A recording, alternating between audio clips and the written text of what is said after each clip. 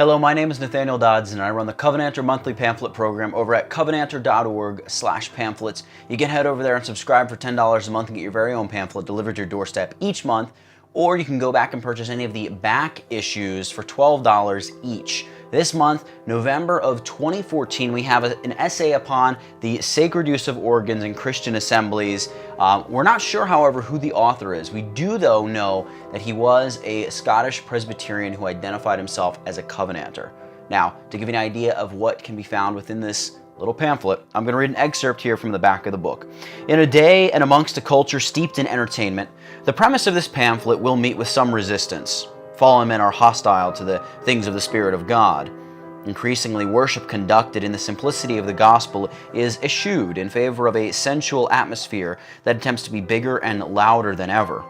More and more numerous instruments, orchestras, and choirs fill the more liturgically inclined, and, on the other hand, even rock and roll concerts have been passed off as worship. This musical idolatry is common fare in so-called evangelical churches.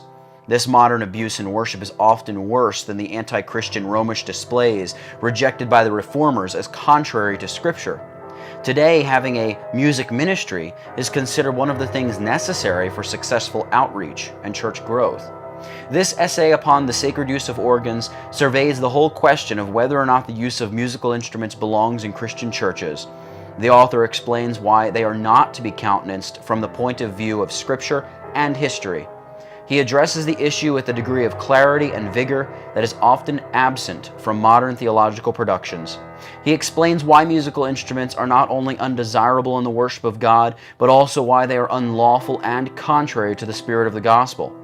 Musical instruments, for every pretext upon which their use is advanced, are unacceptable to God in His worship. They are Jewish and typical.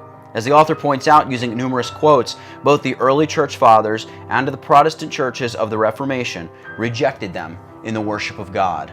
So there you have it, an essay upon the sacred use of organs in Christian assemblies. You can head over to covenanter.org/pamphlets and subscribe or pick up a copy of it yourself. Thank you very much for watching.